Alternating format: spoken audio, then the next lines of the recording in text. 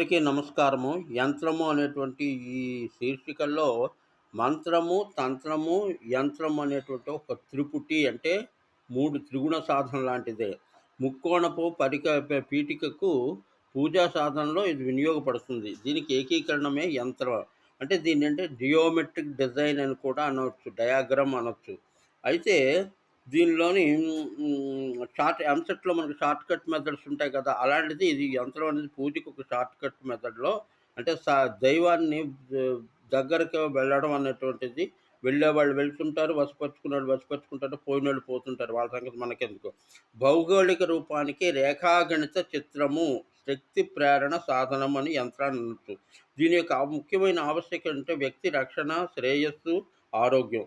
సాధన క్రమంలో ప్రణాళిక, పరికరము, పరికర్మ, అబ్జార్ప్షన్ ఆఫ్ ఎనర్జీ ఇవి కూడా పూజలో యజ్ఞం వంటివే. తెలుసుకొని జాగ్రత్త